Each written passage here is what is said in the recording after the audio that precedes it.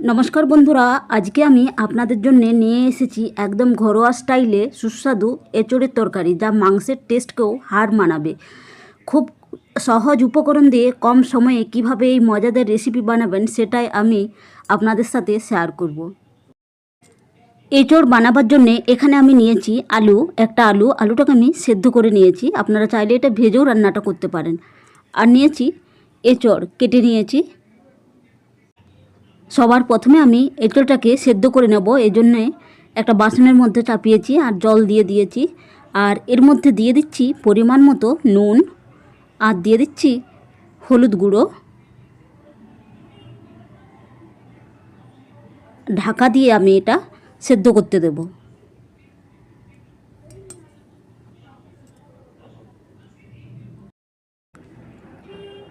এঁচোড়টা আমার সেদ্ধ হয়ে গেছে,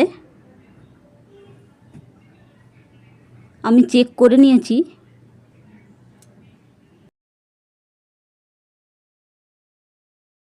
এরপর আমি একটা কড়াইয়ের মধ্যে জল নিয়ে নিয়েছি আর দিয়ে দিলাম দুটো টমেটো, আর দিয়ে দিচ্ছি 1 ইঞ্চি আদা টুকরো করে কেটে রেখেছি, আর দিচ্ছি একটা কাঁচা লঙ্কা, আর দিচ্ছি দুটো শুকনো লঙ্কা। তো ঝালটা আপনারা আপনাদের হিসেব মতন দেবেন।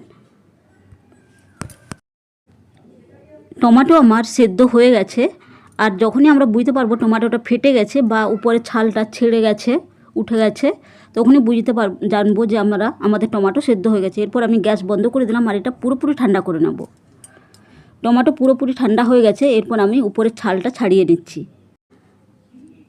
টমেটোর ছালগুলো নিজে নিজেই উঠে যাচ্ছে, দেখুন।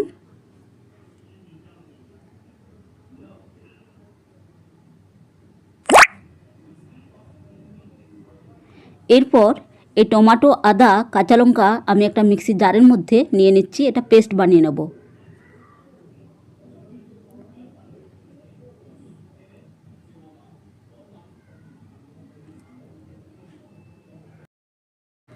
এরপর আমি একটা কড়াইয়ের মধ্যে নিয়ে নিচ্ছি একটুখানি সাদা তেল।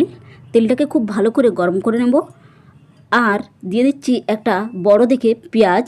এটা আমি বেরেস্তা বানিয়ে নেব, পেঁয়াজটাকে ভেজে নেব।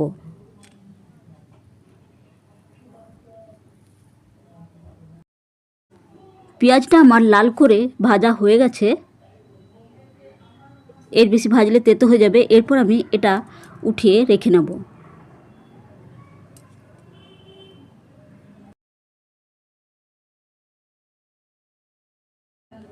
এরপর আমি ওই তেলের মধ্যে আমি এঁচোড় দিয়ে দিচ্ছি, এটাকেও আমি ভেজে উঠিয়ে নেব। এটাকেও আমি নাড়িয়ে চাড়িয়ে নিচ্ছি, ভেজে নিচ্ছি।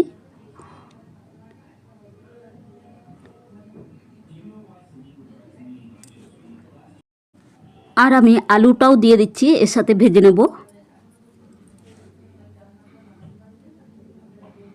এঁচোড় আলু আমার ভাজা হয়ে গেছে, এরপর আমি এটাকে উঠিয়ে রেখে নেব। এরপর আমি কড়াইটাকে ধুয়ে নিয়ে আরেকবার চাপিয়েছি, এর মধ্যে দিয়ে দিচ্ছি পরিমাণ মতো সর্ষের তেল, আর তেলটাকে খুব ভালো করে গরম করে নেব। তেল গরম হয়ে গেলে আমি এর মধ্যে দিয়ে দিচ্ছি গোটা গরম মশলা, ফোড়ন, লবঙ্গ, এলাইচি আর দালচিনি, আর দিয়ে দিচ্ছি 1 চামচ গোটা জিরে, আর দিচ্ছি একটা তেজপাতা, আর ফোড়নটাকে জ্বলে উঠতে দেব। এরপর আমি দিয়ে দিচ্ছি টমেটো, আদা, কাঁচা লঙ্কা, শুকনো লঙ্কার পেস্ট,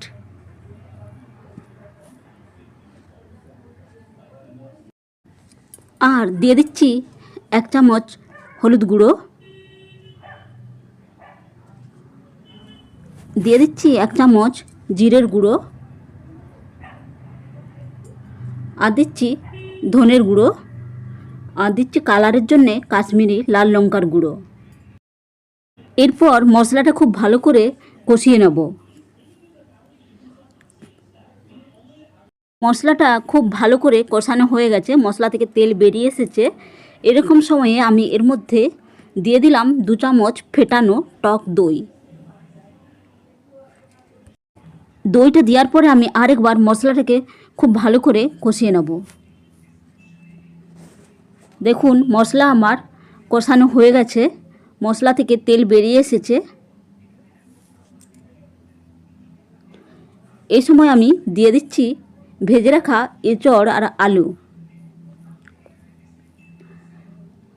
এঁচড় আলু দেওয়ার পর আমি আবার কিছুক্ষণ নাড়িয়ে নেব, মশলার সাথে কষিয়ে নেব।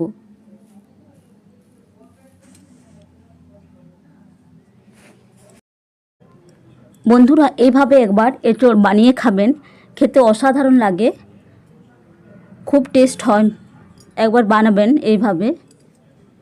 এরপর আমি এর মধ্যে দিয়ে দিচ্ছি জল। আমি যে টমেটো আর আদা কাঁচা লঙ্কা যে সেদ্ধ করেছিলাম ওই জলটা রেখে দিয়েছিলাম, ওই জলটা আমি দিয়ে দিলাম।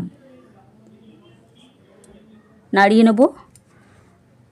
আর এর মধ্যে দিয়ে দিচ্ছি স্বাদ মতো নুন।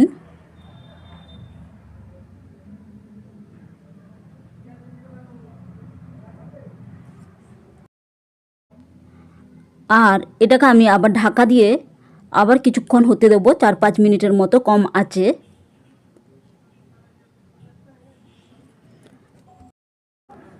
ফিরে আসছি 4-5 মিনিট পর। এঁচড়টাকে আমি নাড়িয়ে নেব।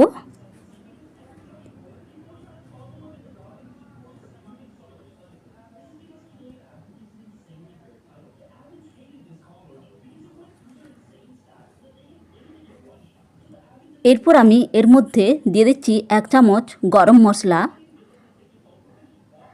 আর দিয়ে দিচ্ছি বেরেস্তা, যেটা আগে বানিয়ে রেখেছিলাম, উঠিয়ে রেখেছিলাম।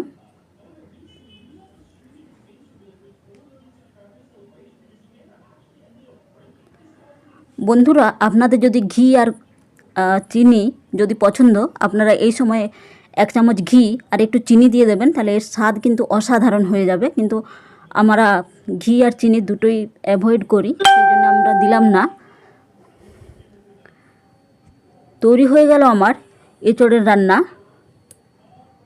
বন্ধুরা ভিডিওটা ভালো লাগলে অবশ্যই লাইক, কমেন্ট, শেয়ার, সাবস্ক্রাইব করতে ভুলবেন না। দেখা হচ্ছে নতুন ভিডিওর সাথে। বাই বন্ধুরা, ভালো থাকবেন, সুস্থ থাকবেন।